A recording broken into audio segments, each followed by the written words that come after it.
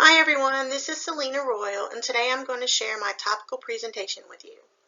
For the assignment, I decided to take a look at the higher education system in France to learn about their versions of community college. My presentation is entitled Comparison of Higher Education in the United States and France at the Community College Level. During this presentation, I'm going to discuss three components of higher education and how they compare and contrast with the United States version of community college. The information I'll highlight is academic structure. This is talking about the ages and grade levels as well as the types of degrees students can earn. Next, we'll look at the tuition cost and admission testing differences and similarities. Then a brief summary of performance by answering the question, are the two different structures of education at this level working well as they're currently structured in each country? Higher education in France is structured differently than what we are used to. The term lycées, this is my best guess at the pronunciation, is similar to what we would consider a high school in the United States. The lycées in France are considered to be the start of a student's higher education journey. The lycée students are high school aged, and the prep classes they take are similar to a specialty magnet school, like the School of Science and Math in Raleigh. The term grandes écoles, again I'm not sure of the pronunciation, refers to the highest educational entity a student in France can attend and graduate from.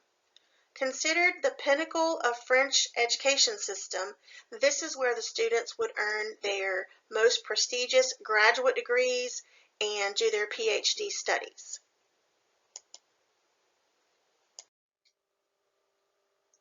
Before we continue any further, there are a few things to note when discussing educational structures in France. While reading and researching about the differences of community college level education in France, I quickly found out that if you're not familiar with the lingo or you don't pay close enough attention to the context that particular terms are used in, your head will be spinning and the information and the process is hard to follow. So I'm going to share a few heads up bits of information with you. The secondary school grades are counted backwards. For example, if you ask a student what grade she is in, the reply could be seconde, which means second. You might think they're in second grade. Nope. When they say second, they are referring to 2 more years from the terminal or the completion of their schooling.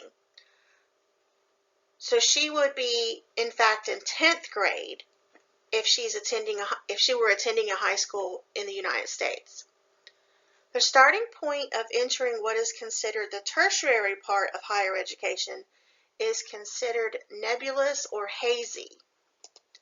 Also, the structure of secondary education and higher education are in a constant state of fluctuation.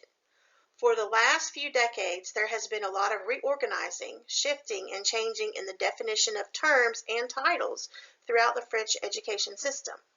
This limbo and confusion has also greatly affected their administration structure and operations as well.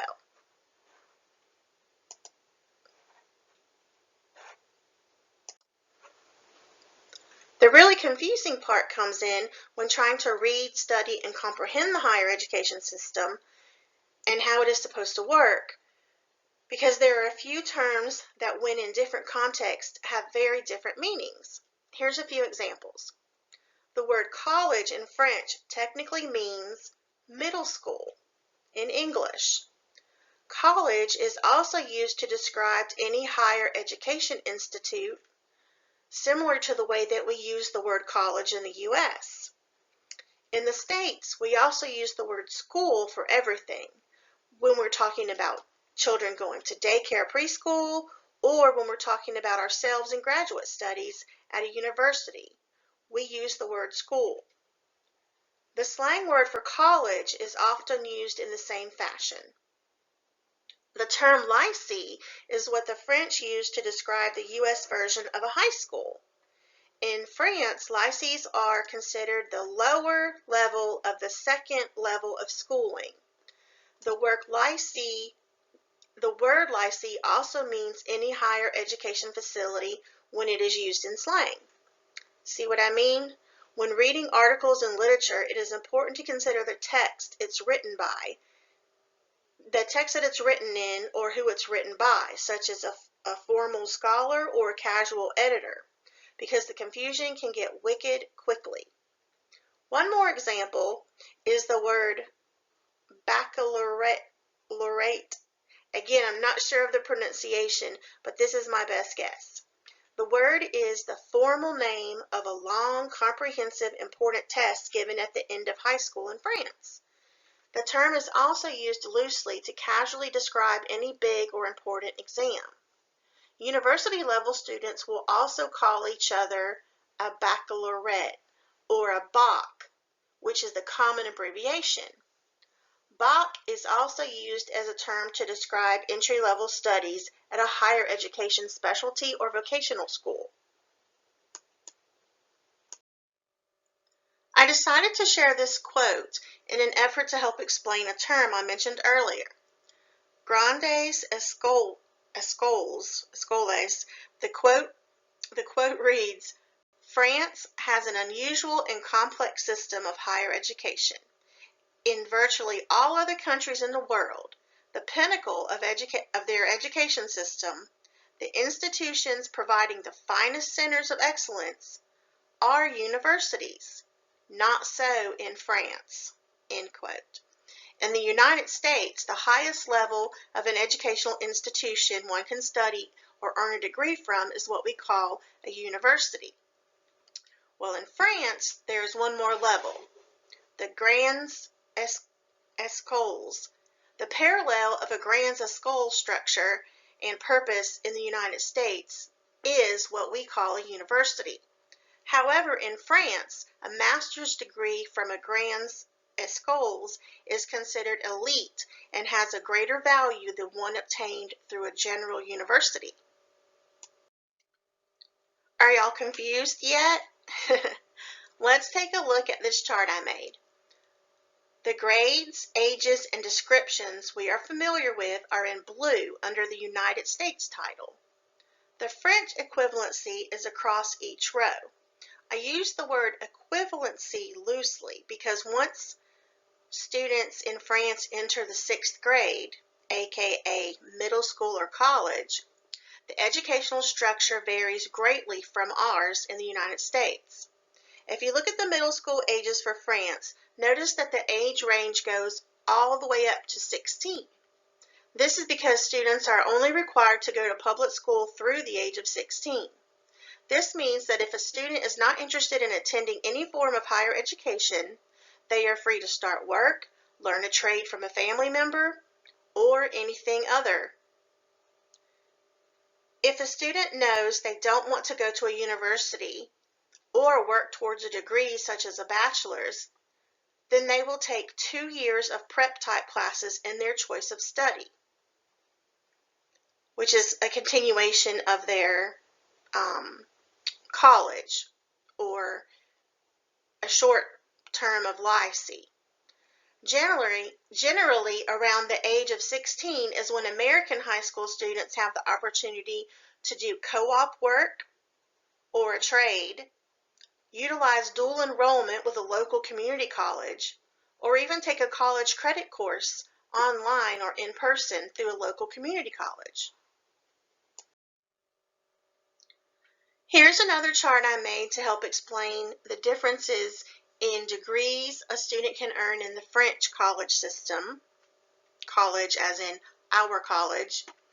Again, the blue is showing a general version of what we are used to, and then the yellow shows the basic breakdown for what degree a student can earn in the different levels of higher education in France.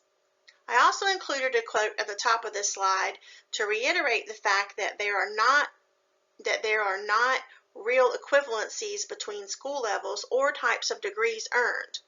It reads, "There is no standard or official equivalency between French and American degrees." This statement is from a website run by a company that commissions international college-age students.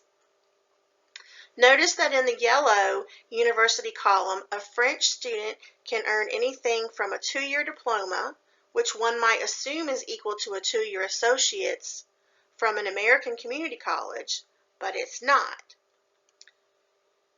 You will also see that a university level master's degree says 5 years next to it. This means that the student completed 5 years of study to earn that degree. That would be 5 years from the time they passed their BOC.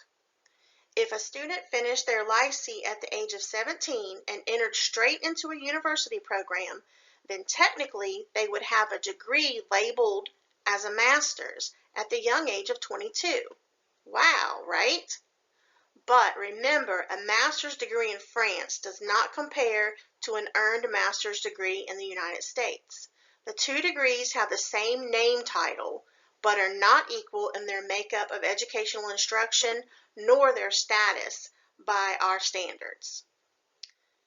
You'll see the asterisks in the yellow for master's and doctorate.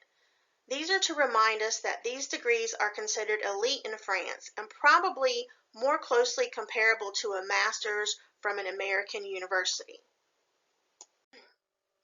Moving along to the topic of admissions and admission testing differences.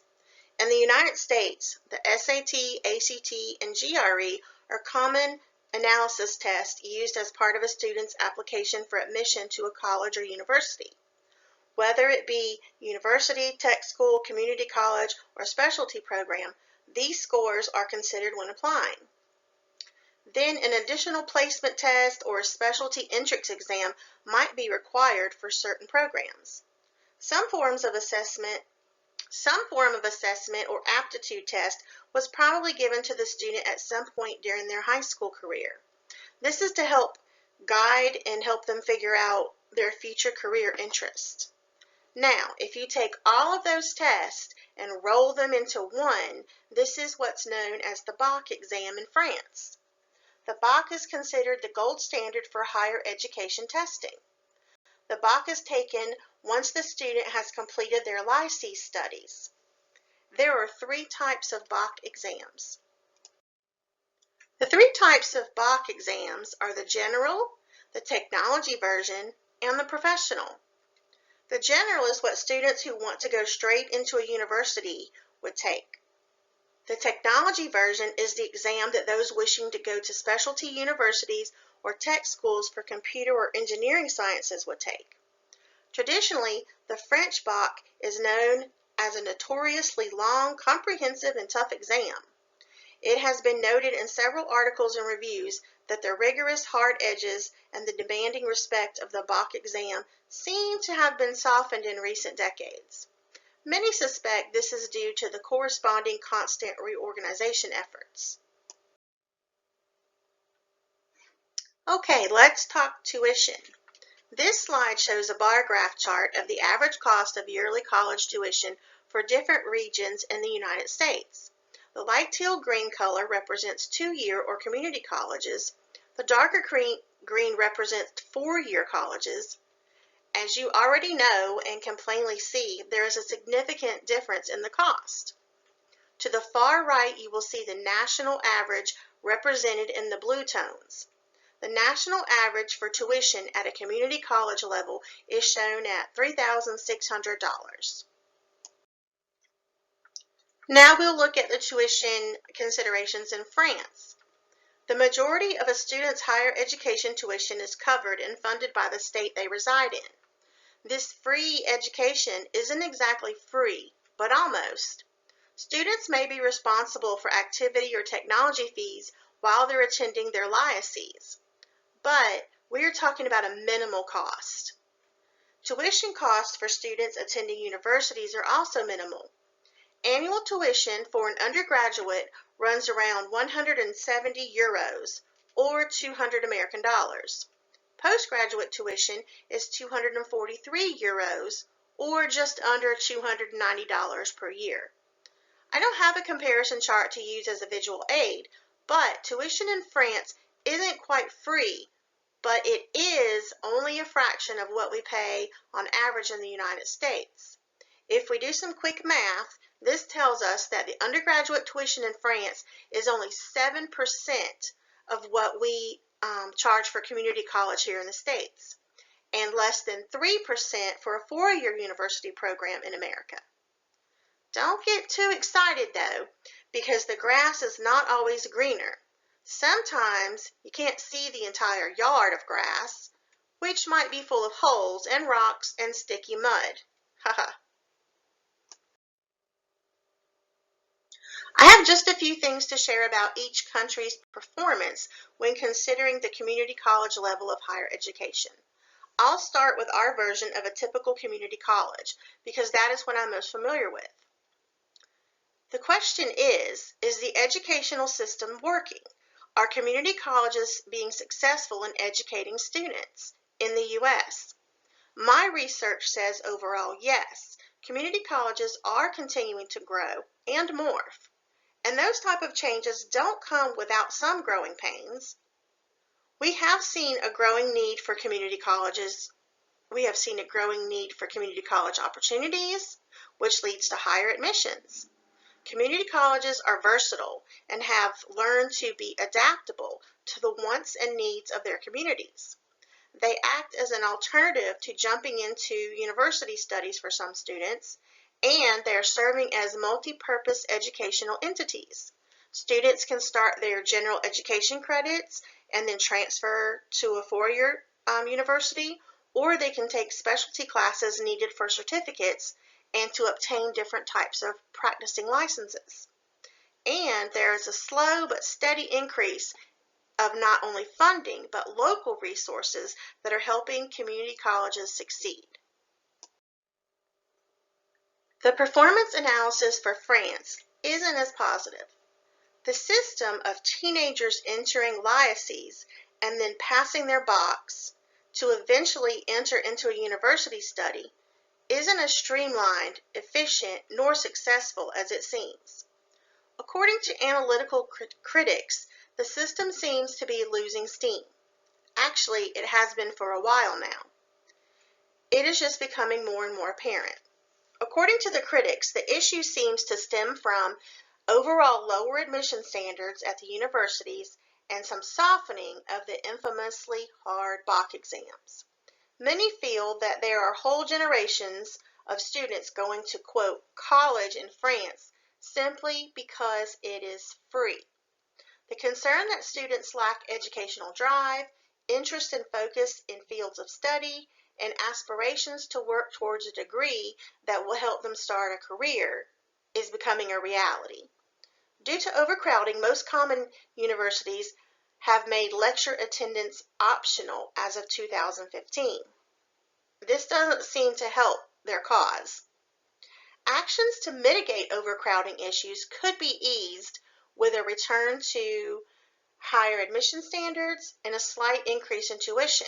These types of solutions are not favored because France is not only known for its free college education, but they want educational opportunities to remain fair across the board. But to me, this just isn't going to add up. Here's an extra fact that is something to make note of. The quote says, university professors in France are paid far less than their peers in other countries, as state bureaucracy prevents top researchers from negotiating higher salaries, end quote. This becomes an important tidbit of information when we look at our next extra fact. Most scientific research in France is done by private entities, which are not formally part of the universities or the grands écoles. The private entities are located inside school facilities and share some of the operations. So to sum this up, they have a scientific research opportunity happening inside of university-owned facilities involving the private companies and the skills and expert knowledge of highly educated professors, but the faculty cannot negotiate salaries based on their expertise, nor receive individual credit for outcome progress or research advancements. Now let's think about this. I'm not sure as an elite professor I would continue to give my skill set and effort to an entity that I don't receive additional financial or reputable benefit from. This makes me wonder how many of the research professors have moved on or found a teaching and research opportunity not in France. This cycle is bad not only for the education of the students, but the validity and strength of the research involved. As noted on an earlier slide, there is not a French equivalent of the United States version of community college. I hope the information provided in this presentation has offered you a glimpse into the higher education structure and system in France. Before I end, here are a few final thoughts. I have shown that France does not use the United States version of community college facilities as part of its current educational structure. Some might argue that the universities in France would compare more to community colleges, vocational schools, or smaller universities in the United States. The ease of entry into French universities has somewhat backfired. The first-year dropout rate is at a record high, and the level of first and second-year failure is skyrocketing. This, along with the other problematic issues I've mentioned, has become a cyclic burden on the lower levels of France's higher education system. Thank you for your time. My references are listed on the final slide.